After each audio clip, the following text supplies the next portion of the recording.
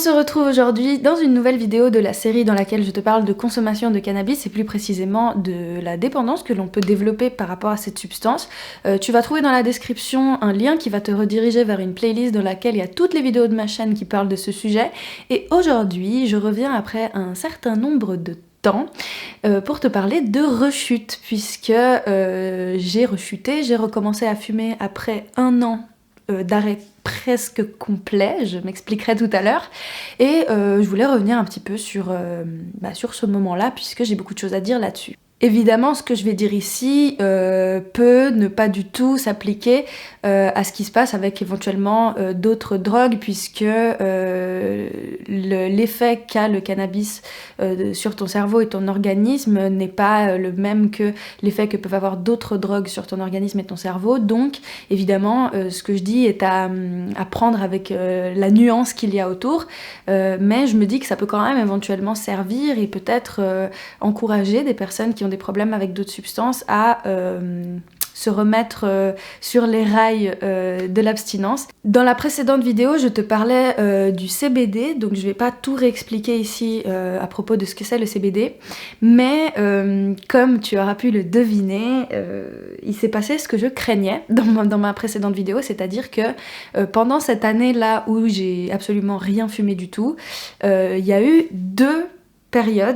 phases qui ont duré, je dirais, 2-3 semaines, pendant lesquelles j'avais envie de refumer, j'avais envie de recommencer à me défoncer, quoi. Mais je voulais pas fumer de la vraie bœuf, entre guillemets, et donc j'achetais du CBD en pensant que, c'était un peu comme l'équivalent de la bière en fait pour l'alcool. Je me disais c'est comme si je me disais c'est pas une bière qui va me faire recommencer à boire comme avant, si je devais faire un parallèle avec l'alcoolisme évidemment, même si je prétends pas que ce sont les mêmes substances évidemment, mais voilà, je voyais ça comme ok d'accord, ça reste de la bœuf, mais c'est pas vraiment de la bœuf très forte, et puis ça fait pas les mêmes effets, et puis c'est... Bref, j'essayais d'arrondir les bords, quoi. Et comme je te le disais du coup dans la vidéo sur le CBD, ça m'a en effet redonné envie d'aller un peu plus loin, toujours plus loin, jusqu'au moment où j'ai vraiment recommencé à fumer des joints classiques. La première fois que j'ai commencé à fumer du CBD pendant cette période d'abstinence, j'ai réussi à m'arrêter au bout de 2-3 semaines et à continuer d'être abstinente pendant des mois. Et ensuite, j'ai recommencé, je pense que ça devait être au mois d'octobre, un truc dans le genre, au mois d'octobre 2019, pendant lesquels j'ai refumé du CBD en me disant allez c'est bon, c'est pas grave, même si je savais que c'était pas une très bonne idée, parce que je me rendais bien compte qu'en fumant du CBD je compulsais beaucoup, c'est-à-dire que je me contentais pas de fumer juste un pet de CBD, je fumais du CBD et en fait je fumais pet sur pet de CBD en cherchant la défonce, et donc comme je cherchais la défonce, je me rendais bien compte qu'en fait tôt ou tard j'allais finir par fumer entre guillemets de la vraie bœuf, parce que ce que je cherchais c'était pas de fumer du CBD mais c'était d'être défoncé. Et donc j'ai recommencé à fumer du CBD pendant ce mois-là d'octobre, et après il y a eu une sorte de tricotage mental qui m'a menée à refumer comme avant, et donc je voulais te parler de ce tricotage mental que je me suis fait pour en arriver à ce moment-là. Déjà, il faut comprendre que c'est arrivé de façon hyper rapide et très très vicieuse, parce que concrètement, ce qui se passait dans ma tête, c'était que je mettais de l'argent pour acheter du CBD, je minimisais l'impact du CBD sur moi, j'étais convaincue que c'était pas pareil que la bœuf que je fumais d'habitude quand j'étais hyper accro, et donc je me disais, vu toute la thune que je mets dans le CBD, autant rentabiliser en achetant de la vraie bœuf, mais en dosant moins. En gros, parce que si tu veux, le CBD ça coûte très cher pour pas beaucoup d'effets, et donc je me disais quitte à avoir les mêmes effets, j'ai qu'à acheter ce qui me fait beaucoup d'effets mais en moindre quantité. Et c'est comme ça que le raisonnement a switch à un moment donné, et je suis un peu retournée dans mes démons entre guillemets par rapport au mensonge et à la manipulation dont je peux faire preuve quand j'ai mon addiction qui refait surface, parce que j'arrêtais pas de me mentir à moi-même et de me convaincre que non, ça allait pas se passer comme avant, j'avais arrêté pendant 1 an, du coup c'était bon, patati patata, et en fait je foutais à la poubelle tous ces mois de vidéos que j'ai fait sur ma chaîne en te parlant d'abstinence, parce que j'essayais de m'auto-convaincre que c'était logique ce que j'étais en train de faire. J'arrivais pas à admettre que j'étais en train de rechuter, que j'étais en train de me trahir entre guillemets à moi-même. Et donc, j'arrêtais pas de me mentir à moi et de m'auto-manipuler en me disant,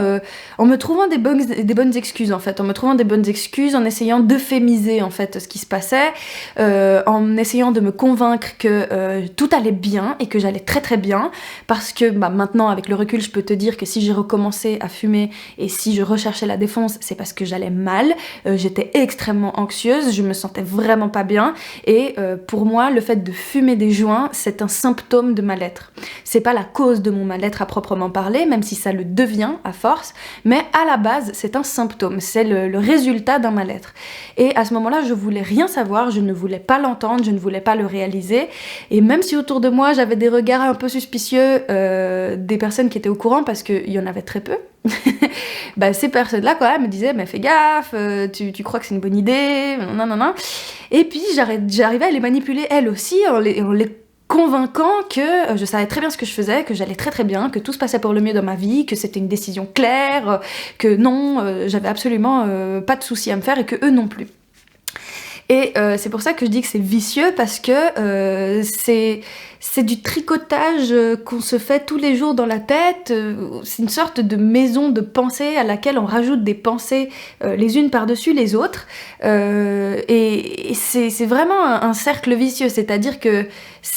on le voit pas trop venir, je sais pas si tu vois ce que je veux dire, mais ça se passe pas du jour au lendemain, c'est-à-dire que même si ça se passait du jour au lendemain, je crois que dans notre tête, ça a l'air d'être... Le processus est tellement mental et tellement insidieux qu'on se rend pas compte en fait de tous les mensonges qu'on se dit à soi-même et de tous les petites pirouettes mentales qu'on fait à soi-même pour se convaincre que ce qu'on fait c'est pas grave et que là cette fois ça va être différent que les autres. Et donc évidemment je me suis absolument pas tenue à ce que je voulais faire initialement, c'est-à-dire acheter de la vraie bœuf mais le doser de façon très minime dans mes joints pour avoir le même effet que la CBD et dépenser moins d'argent, parce que au final ce qui s'est passé c'est que même pas au bout d'une semaine je recommençais à me rouler des immenses battes tous les soirs et puis après en faire plusieurs pour fumer tous les jours, plusieurs fois par jour, enfin bref, tout est reparti comme avant et il y a eu un enchaînement d'événements stressants, anxiogènes, difficiles à vivre dans ma vie qui ont fait que au bout d'un moment je suis juste arrivée à la conclusion que de toute façon j'avais tout niqué. C'est un peu le raisonnement foutu pour foutu, quoi. C'est un peu le raisonnement du style vu que j'ai déjà racheté de la bœuf une fois, qu'est-ce que ça change si j'en rachète 10 fois? Si j'ai déjà fumé un joint ce soir, qu'est-ce que ça change si j'en fume 3 de plus? Si j'ai... Enfin, tu vois, tu te dis en gros, vu que t'as déjà fait un pas dans la merde, pourquoi ne pas t'étaler dedans, t'enfoncer entièrement à l'intérieur, si ce n'est pas encore plus profond dans le caca. Et donc ce raisonnement-là, en fait, c'est juste un raisonnement issu du sentiment de culpabilité qu'on peut ressentir, parce que en fait on se sent coupable, en tout cas ça a été mon cas, on se sent coupable de ne pas avoir résisté, de ne pas avoir tenu les promesses qu'on s'est fait à soi-même, et comme on a déjà écorché la promesse de façon légère, on se dit de toute façon pourquoi ne pas déchirer tout d'un coup puisque j'ai déjà merdé, tu vois ce que je veux dire? Et c'est vraiment, vraiment, vraiment problématique de penser comme ça. Je te mettrai dans la description un podcast d'Esther qui parle exactement de ce raisonnement de foutu pour foutu, j'ai qu'à continuer sur cette voie vu que de toute façon je suis une grosse merde et que j'ai pas réussi à me tenir à mes engagements. Et ce podcast, moi, m'a beaucoup aidé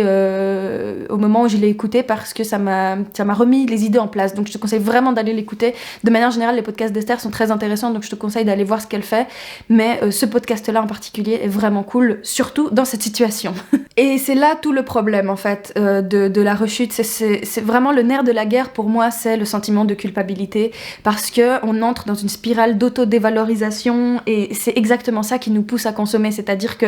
vu qu'on sait qu'on a foiré et on se sent coupable, on va essayer masquer et d'atténuer le sentiment de culpabilité en consommant d'autant plus, sauf que c'est un putain de cercle vicieux, plus on consomme, plus on culpabilise, plus on culpabilise, plus on consomme, et c'est comme ça qu'on se retrouve à rechuter très salement. Quand j'étais dans les groupes de parole anonyme, beaucoup de gens qui rechutaient disaient qu'à chaque rechute, ils faisaient pire que la précédente. Alors moi, ça n'a pas été mon cas, heureusement, je crois pas que j'ai plus fumé quand j'ai rechuté dernièrement que dans le passé, quoi, quand j'étais une grosse consommatrice. Mais je crois que si je m'étais pas... si j'avais pas cherché de l'aide assez rapidement, ouais, j'aurais sûrement rechuté très très très salement. Et en fait, j'ai cherché de l'aide tout simplement parce que, comme tu le sais, il y a eu la mort de mon cousin, puis ensuite il y a eu un voyage en Colombie qui a été extrêmement difficile à vivre, et en fait il y a eu plein de choses qui se sont passées dans ma vie qui étaient tellement violentes, qui étaient tellement horribles à vivre que j'avais pas d'autre choix que de chercher de l'aide, parce que j'en étais arrivée à un point dans ma vie où vraiment je n'avais plus d'issue, quoi. Et en gros, je t'avais expliqué, j'étais allée aux urgences psychiatriques, on m'y avait envoyé, je devais commencer un traitement médicamenteux et tout à ce moment-là, traitement que je continue de prendre, et donc ça a été ce qui m'a permis de revenir sur la voie de l'abstinence. Si j'avais pas eu ça, si j'avais pas reçu cette aide, et si je l'avais pas cherché surtout, je pense que j'aurais vraiment rechuté très très très salement. Et il faut savoir que du coup, pendant ce laps de temps, à partir du... Là où j'ai commencé à refumer de la vraie bœuf, c'était au mois de novembre, et de novembre à fin janvier, j'ai fumé tous les jours, plusieurs fois par jour, et j'ai perdu du poids à vue d'œil, en plus parce que j'étais en dépression aussi. J'ai perdu 8 kilos, j'avais à nouveau les marques sur mon visage de la consommation, ça se voyait. En fait, c'est trop bizarre, c'est que tu reviens à ton ancienne vie, entre guillemets, et t'as pas l'impression que ta vie a tant changé que ça. Je sais pas comment dire, mais c'est tellement différent, en fait, la vie que j'ai quand je suis une fonce D et la vie que j'ai quand je suis clean. Et pourtant, quand j'ai recommencé à avoir ma vie de fonce D, j'avais l'impression que tout était normal. Je sais pas comment te dire, j'arrivais pas à me rendre compte du décalage qu'il y avait en réalité entre ma vie clean et ma vie fonce D. Parce que c'est tellement familier d'être dans cet état-là, c'est tellement quelque chose qu'on connaît bien, c'est tellement quelque chose qui nous paraît... faussement confortable, que du coup on se rend pas compte à quel point notre vie change en fait quand on rechute. Et c'est trop vicieux parce que ça te donne l'impression que voilà, tu gères la situation, que tout va bien, que absolument rien n'a changé, et pourtant ouais, tout change énormément. Tu reviens à tes vieux démons, tu reviens à tes vieilles habitudes, tu reviens aux vieilles choses que t'essayes contre lesquelles tu essayes de te battre depuis autant de temps, contre lesquelles tu as mis énormément d'efforts à lutter contre. Et là, tu rechutes dans cette vie-là qui t'a tant fait souffrir, mais ça te paraît si confortable, ça te paraît si familier, que tu ne vois pas, en fait, à quel point ça te fait du mal. Et c'est hyper vicieux, parce que moi, pendant ces 3 mois, de novembre, décembre, janvier, pendant ces 3 mois où j'ai rechuté, j'avais l'impression que tout allait bien, vraiment. Quelque chose qui m'a énormément aidé à raisonner dans le bon sens et à me redonner la motivation d'être abstinente à nouveau, c'est le fait que quand j'étais dans les groupes de parole anonymes, beaucoup de gens ont parlé de la rechute de manière générale, des personnes qui avaient pris des drogues dures, des personnes qui avaient eu des vécus extrêmement difficiles avec ça, qui avaient fait des séjours en cure de désintoxication, des gens qui avaient eu des problèmes de santé très graves, qui ont frôlé la mort à plusieurs reprises, et souvent ces gens-là expliquaient que ils avaient eu des rechutes et qu'ils en avaient pas eu qu'une, et que c'était quelque chose entre guillemets de normal. Alors je dis pas ça pour dédramatiser la rechute et pour dire que c'est pas grave, de toute façon on s'en fout, si tu rechutes faut être laxiste là-dessus ou quoi que ce soit, absolument pas. C'est pas pour dire que c'est pas grave, mais c'est pour dire que c'est quelque chose de commun entre guillemets, et qu'il faut pas croire que c'est si facile que ça, en gros, d'arrêter de consommer une substance à laquelle on est dépendant et qu'on n'y retouche plus jamais, jamais, jamais. C'est quelque chose d'extrêmement dur, c'est un travail de tous les jours qui devient de plus en plus facile avec le temps a priori, mais ça reste... En fait, je veux dire, les gens qui vivent pas ça ne se rendent pas compte à quel point c'est dur, en fait, quand t'as des dépendances, de devoir les combattre, tout simplement. Et là, je parle de la beuh, donc imagine comment ça doit être avec d'autres substances. Bref. Donc tout ça pour dire que ces personnes-là, quand elles parlaient de la rechute, elles en parlaient d'une façon extrêmement déculpabilisante parce qu'elles disaient qu'en gros, c'est pas parce qu'on rechute qu'il faut baisser les bras, c'est pas parce qu'on rechute qu'il faut croire que tout ce qu'on a fait avant a été inutile, n'a pas servi, a été une illusion ou quoi que ce soit, parce que, et ça c'est la chose la plus importante à retenir de cette vidéo,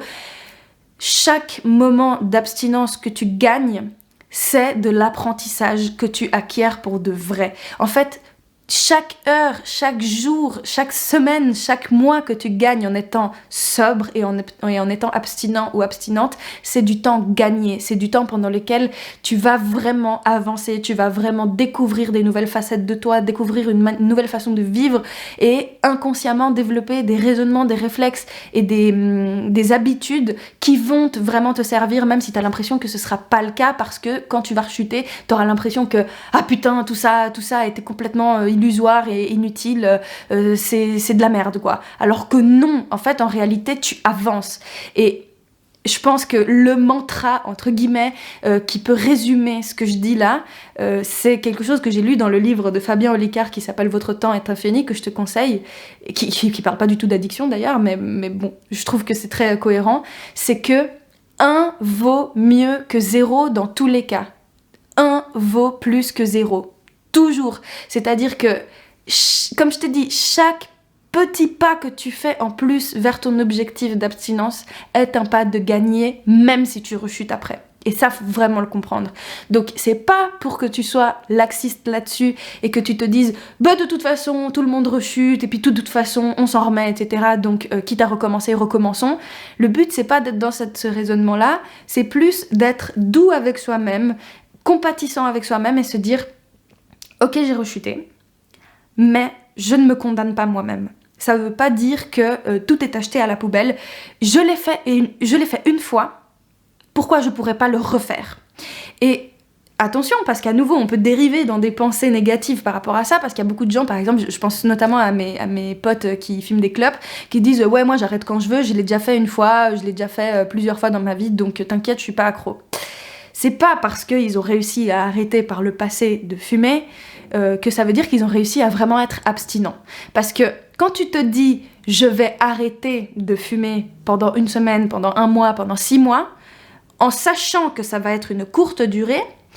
t'es pas vraiment dans une logique d'abstinence, parce que en gros tu tiens le coup parce que tu sais qu'à un moment donné tu vas recommencer. Donc à mes yeux c'est pas vraiment être abstinent à ce moment-là. À mes yeux c'est se donner une pause, et cette pause on arrive à la faire parce qu'on sait qu'elle aura une fin. Donc pour moi ça c'est pas la même chose. Moi quand je te parle d'être abstinent, je te parle de prendre vraiment la décision d'arrêter, d'être convaincu que tu vas pas recommencer et que tu vas éradiquer cette substance de ta vie,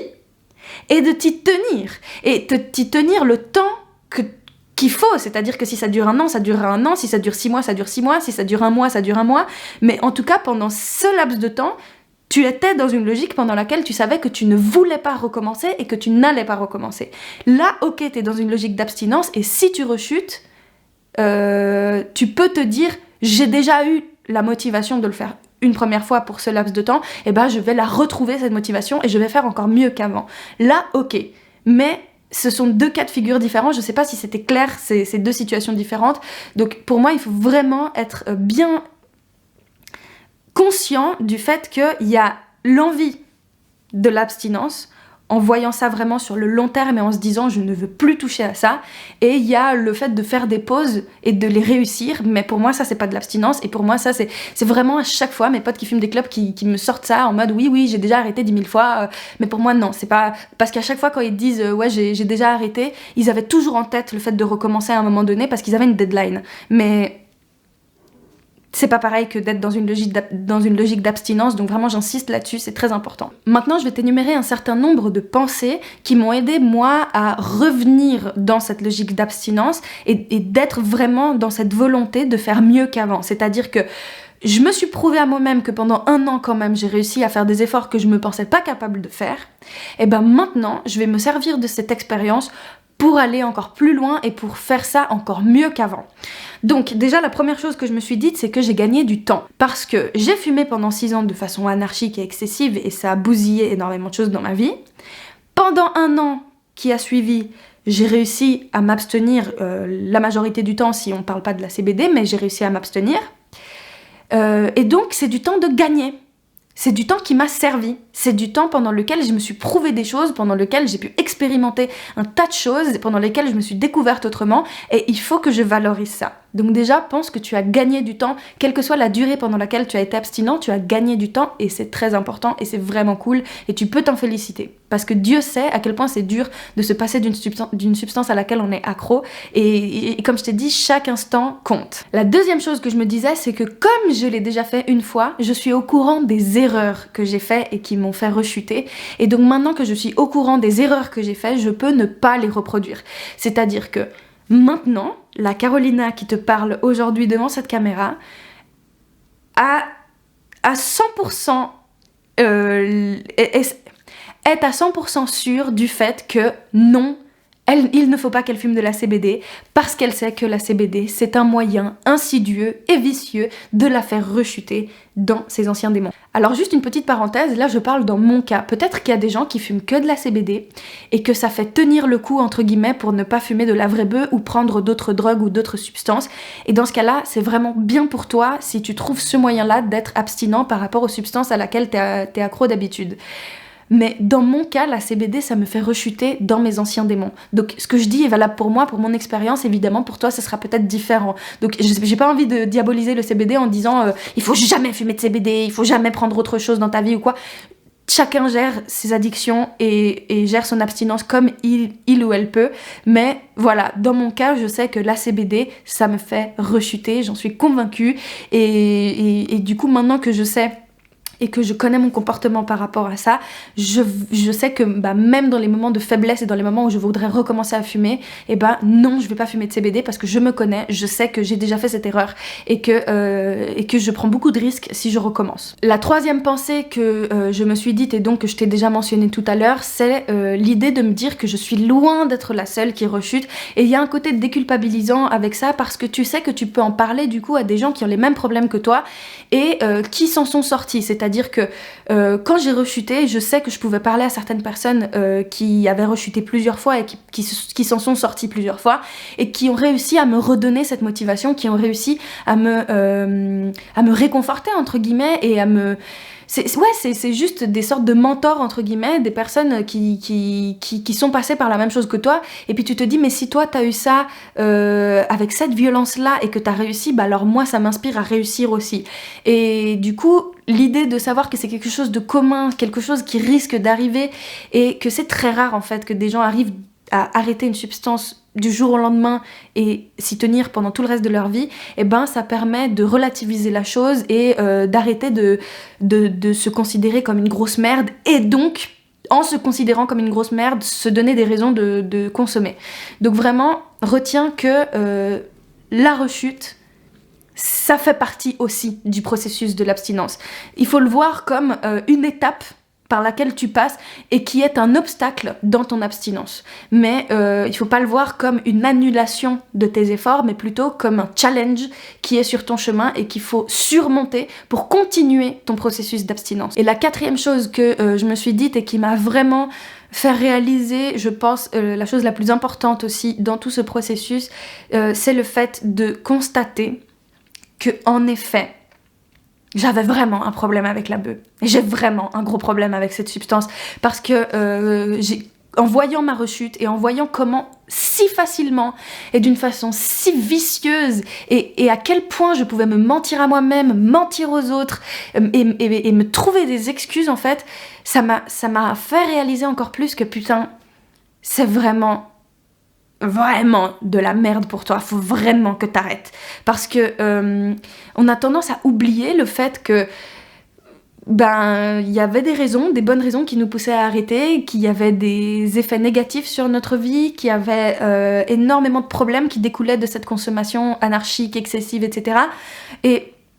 quand on oublie ça, on se convainc que du coup, en recommençant, ce sera pas pareil et tout, comme je l'ai expliqué, alors que non, en fait. Et quand tu rechutes, tu réalises que putain, c'est la même merde qu'avant, et parfois ça peut être même pire qu'avant, et ça te conforte dans l'idée que c'est quelque chose de sérieux et quelque chose que tu ne peux pas juste prendre à la légère, quoi. Donc moi, ça m'a permis encore plus de prendre ça au sérieux et de me rendre compte que putain, c'était vraiment un truc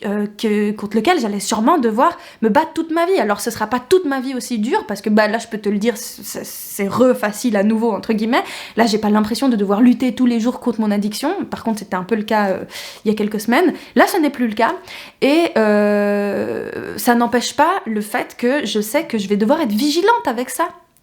Et que, éventuellement, peut-être que je me trompe, hein, mais visiblement, d'après ce que j'ai pu entendre de la part des témoignages de personnes qui ont vécu les mêmes choses, voire pire, etc., avec d'autres substances et tout, et par rapport à ce que ces personnes m'ont expliqué, visiblement, c'est quelque chose avec lequel je vais devoir faire attention toute ma vie. C'est-à-dire que même dans 10 ans, si je refume des joints, il faudra que je fasse gaffe à pourquoi je refume, qu'est-ce qui fait que je refume, comment je refume, etc. Et j'ai pas envie de me dire que, tiens, je vais attendre 10 ans pour recommencer, parce que comme je t'ai dit, pour l'histoire de la clope, ce serait pas être dans une logique d'abstinence. Parce que pour moi, être dans une logique d'abstinence, c'est vraiment projeter sa vie et visualiser son futur indépendamment de cette substance, et vraiment se rendre compte qu'il faut plus que ça fasse partie de notre identité, de notre cercle social, de notre... juste essayer de se séparer. Comme je le disais dans une des vidéos de la série, c'est comme un ex que tu essayes de faire sortir de ta vie et que tu veux juste oublier, entre guillemets. Donc voilà, ça c'était la dernière chose que je voulais dire sur ce sujet. Faut se rendre compte que c'est du sérieux, et quand tu rechutes, c'est une manière de renforcer l'idée que c'est pas anodin, et c'est du sérieux. Pour conclure cette vidéo, je dirais que le plus important, c'est de se rappeler des raisons qui nous ont poussés à arrêter au départ. Même si notre vie depuis a changé, même si on a évolué, même si on a pris de l'âge, même si nos amis ont changé, même si notre manière de fonctionner a changé, de manger, de dormir, etc., il y a quand même des raisons qui vont toujours être valables. Et ces raisons-là, il faut que tu les trouves, que tu te souviennes de quelles elles étaient. S'il faut les noter dans un carnet et les relire tous les jours, note-les dans un carnet et relis-les tous les jours. Et si tu ne t'en souviens pas, tu t'en souviendras quand tu vas rechuter, parce que ça va revenir, ces raisons-là vont refaire surface, et du coup, vois la rechute comme une occasion de te rappeler pourquoi à la base tu voulais arrêter. Si tu veux me soutenir dans mon travail, n'hésite pas à faire un tour sur mon Utip, c'est une plateforme sur laquelle tu peux regarder des vidéos de quelques secondes qui sont des publicités, et ça reverse quelques centimes sur ma cagnotte, ce qui m'aide énormément financièrement. Donc si tu l'as déjà fait, je te remercie infiniment, et si tu comptes le faire, je te remercie aussi. N'hésite pas à témoigner dans les commentaires de ce que t'as pensé de cette vidéo, de ton vécu par rapport à tout ça, si ça résonne, si ça résonne pas, comment toi tu fais pour gérer tout ça, quelle est ta vision par rapport à ces choses. Ça m'intéresserait beaucoup de le savoir, mais fais-le toujours dans la bienveillance et le respect, s'il te plaît. Et nous, on se retrouve dans une prochaine vidéo. D'ici là, prends grand soin de toi, et n'oublie jamais que je t'aime très très très fort.